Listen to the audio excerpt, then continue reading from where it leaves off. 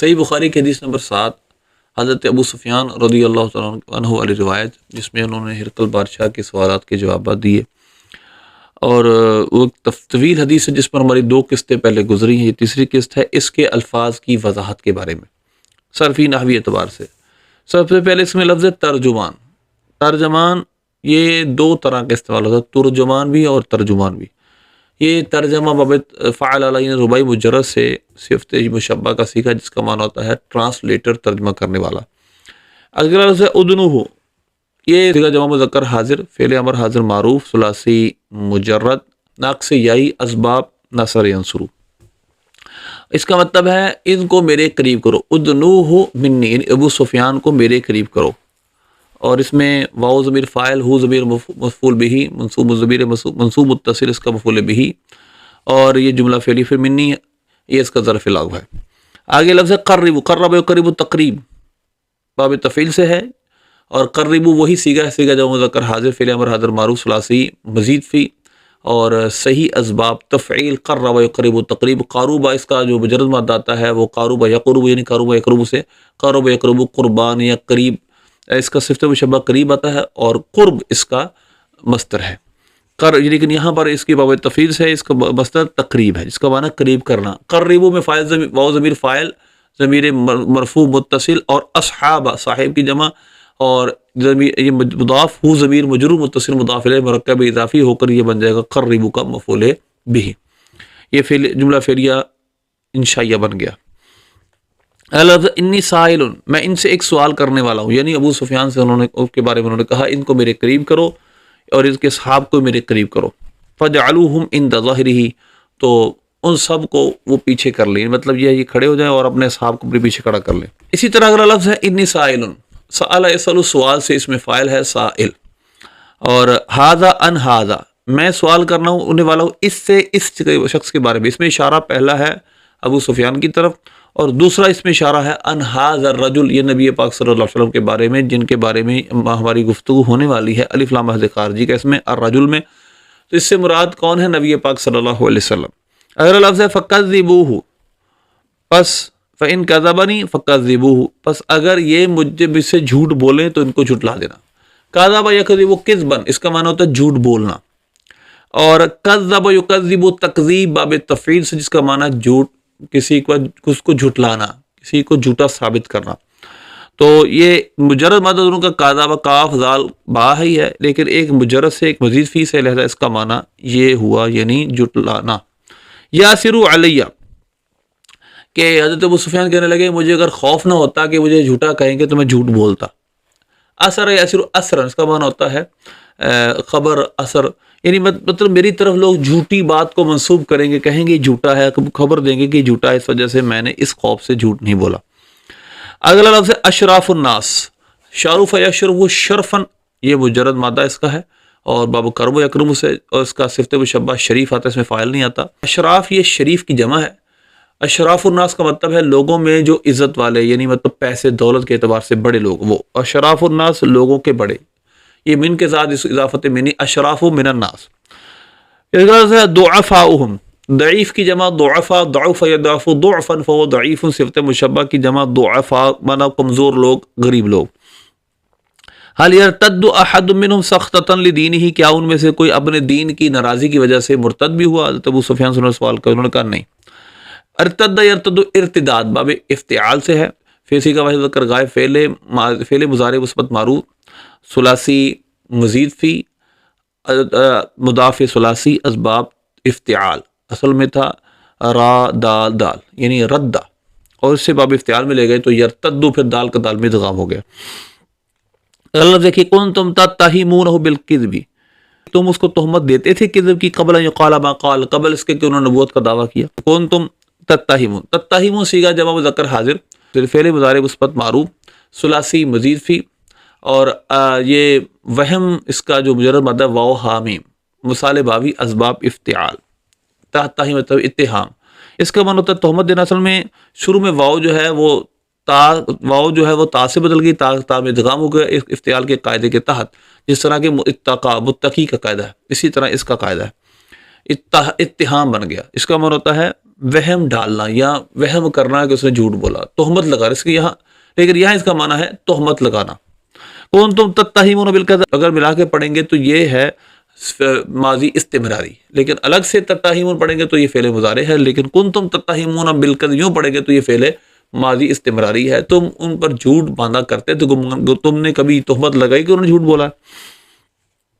اگلا لفظ ہے فال یغدروا، کیا انہوں نے کبھی غدر کیا؟ غدر مانا دھوکہ دینا۔ لا ندری، ہم نہیں جانتے ما ہوا فاعل فیہا، ہم اس مدت میں ہیں، ہمارا اور ان کا آپس میں اتفاق ہو گیا ہے، یعنی مطلب ہماری صلح ہو گئی ہے، ہم صلح میں ہیں، ہمیں نہیں پتا اب وہ کیا کر رہے ہیں۔ لا ندری، یہ درا یدری درایت باب سے ہے، صیغہ جمع متکلم، فعل مضارع منفی معروف، ثلاثی مجرد، ناقص یائی، اسباب درا یدری ضرب یضرب۔ اس کا معنی ہے ہم نہیں جانتے، اور درا یدری کا مطلب ہوتا ہے میں اپنے حواس سے، اپنی سمجھ بوجھ سے، اپنے حواس خمسہ سے، باطنہ سے یہ نہیں بتا سکتا، یہ ہے درایت۔ چیزوں کو اپنی درایت سے سمجھنے کا مطلب یہ ہوتا ہے کہ ان کو حواس خمسہ سے سمجھا جائے، اور حواس ظاہرہ باطنہ دونوں سمجھنا، یہ درایت ہوتی ہے۔ اور روایت کیا ہوتی ہے؟ جو انسان کو اپنے حواس سے جس کا پتہ نہیں چل سکتا، وہ روایت ہوتی ہے۔ تو ندری میں نہیں جانتا، مطلب مجھے نہیں یہ حواس پتہ نہیں ہے کہ وہ کیا کر رہے ہیں۔ اگلا لفظ ہے وَلَمْ يُمَكِّنِّي كَلِمَةٌ أُدْخِلَ فِيهَا شَيْءٌ غَيْرَ هَذِهِ الْكَلِمَةِ، مجھے ممکن نہیں ہوا کہ میں کوئی کلمہ اس میں داخل کر سکوں اس کے علاوہ۔ مکّن یمکن تمکین، باب تفعیل سے جو یمکن یہاں پر رکیے، ولم یمکن صیغہ واحد مذکر غائب، فعل ماضی فعل نفی جہت بلم معروف، ثلاثی مزید فی، صحیح اسباب تفعیل، کیونکہ اس کا جو مجرد مادہ ہے میم کاف نون مکنا، یمکن پھر نون کا نون میں ادغام ہوا ہے، اصل میں یمکنو اصل میں نون اصلی نون ہے، اور پھر آگے نون وقایا ہے، مجھے ممکن نہ تھا۔ یمکن میں فاعل ہے کلمتن، اور کلمتن موصوف ادخل فیہا، ادخل صیغہ واحد متکلم، فعل مضارع مثبت معروف، ثلاثی مزید فی، صحیح اسباب افتعال ادخال۔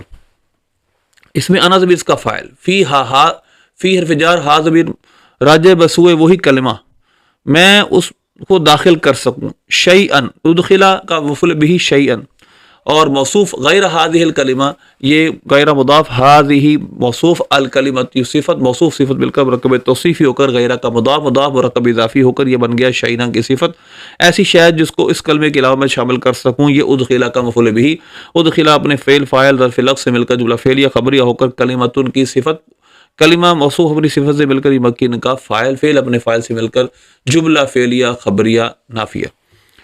قاتلتم، قاتل یقاتل مقاتلہ، باب فعالہ سے ہے، قاتلتموہ یہ اصول ہے، دیکھیے گردان دیکھیے، قاتلتا قاتلتما قاتلتم، لیکن اگر اس کے آگے ضمیر آ جائے تو یوں پڑھتے ہیں قاتلتموہ، یہ ہر جگہ ایسا ہوتا ہے۔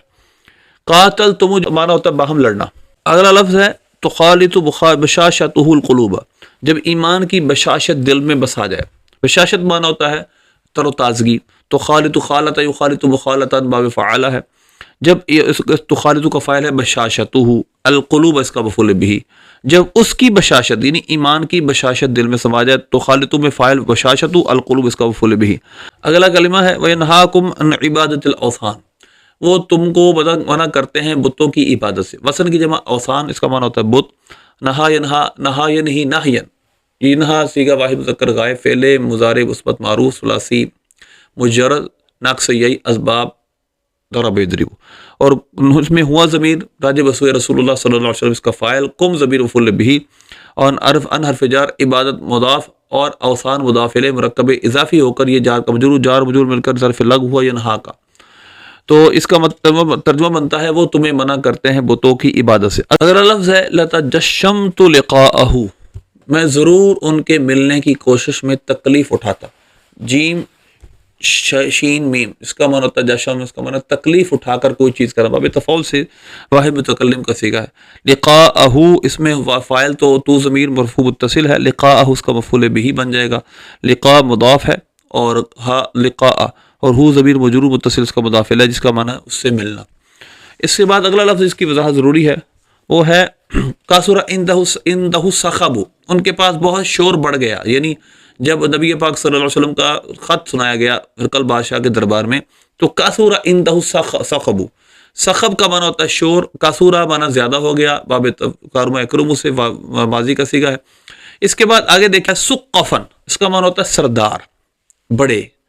اس کے بعد بطارقتہ، بطارقت معنی ہے درباری، استن کرنا معنی ہوتا ہے ایسی حیت جس کو ہم نے ناپسند کیا، مطلب عجیب و غریب حالت میں ہرقل کو دیکھا۔ حزاءن، حزا معنی ہوتا ہے وہ شخص جو کہ نجوم میں، ستاروں میں دیکھ کر غور و فکر کر کے اگلے حالات بتائے۔ اس کے بعد جو اگلا لفظ ہے یختتنون، ختنہ سے بنا ہے، ختنہ، اس سے پھر مشتق کیا گیا جامد سے، جس کا معنی ہوتا ہے وہ ختنہ کرتے ہیں۔ اگلا لفظ ہے فحاسوا حیثۃ حمر الوحشی الی الابواب، جب ابو سفیان نے کہا کہ ایمان لے آؤ تو وہ لوگ اس طرح دروازوں کی طرف دوڑے جس طرح وحشی گدے دوڑتے۔ تو یہاں پر حاسوا حیثۃ حمر الوحشی، حاسو فعل ہے، صیغہ جمع مذکر غائب ہے، اس کا مفعول بھی، اس کا مفعول مطلق ہے حیثۃ، نوئی، مفعول مطلق، اس کا مفعول مطلق نوئی ہے، حیثۃ حمر الوحشی الی الابواب، کہ جس طرح وحشی گدے دوڑتے ہیں اس طرح وہ دروازوں کی طرف دوڑے۔ حیثۃ مضاف، حمر یہ حمار کی جمع ہے، الوحشی یعنی جنگلی گدھا، اور مضاف الیہ مرکب اضافی ہو کر یہ بن گیا حیثۃ کا مضاف الیہ، پھر مرکب اضافی ہو کر یہ حاسو کا مفعول مطلق، الی حرف جار، الابواب مضاف الیہ، الی حرف جار اور الابواب مجرور، جار مجرور مل کر ظرف لغو حاسو کا۔ جب ہرقل بادشاہ نے ان کی ایمان سے، اسلام سے نفرت دیکھی، وآیس من الایمان، اور ان کے ایمان سے مایوس ہو گیا، آئیسا یا عیسو اس کا معنی ہوتا ہے مایوس ہونا، آئیسا یہ صیغہ واحد مذکر غائب ہے۔ اور آگے دیکھیں مقالتی، فقلت مقالتی، مقالہ اس کا معنی ہوتا ہے کہنا، یہ مصدر کے طور پہ استعمال ہوتا ہے، میرا کہنا۔ اختابر بہا شدتکم علی دینکم، کہنے لگا کہ میں نے جو تم سے بھی بات کی اس وجہ سے کی، تمہاری میں ایمان پر شدت کو دیکھنا چاہتا، تم کتنے پکے عیسائی ہو۔ اختبار، اختبر اختبار باب افتعال سے ہے، جس کا معنی ہوتا ہے خبر لینا، یعنی امتحان لینا، اس کا مجرد مادہ خبر ہی ہے، یعنی خبارہ۔ اور اختابر بہا، اس کلام کے ذریعے، اس اپنی گفتگو کے ذریعے میں تمہاری ایمان پر سختی کو آزمانا چاہتا تھا۔ یہ چند لفظ ہیں، میں نے بہت سارے لفظ چھوڑ دیے ہیں کیونکہ بہت لمبی ویڈیو جاتی، تو میں نے چند ضروری لفظوں کی وضاحت کر دی ہے۔ باقی انشاءاللہ بخاری کے درس میں انشاءاللہ آپ سنتے رہیں گے، ہم مختلف الفاظ کی وضاحت حرفی نحوی بھی کرتے رہیں گے اور لغوی بھی کرتے رہیں گے۔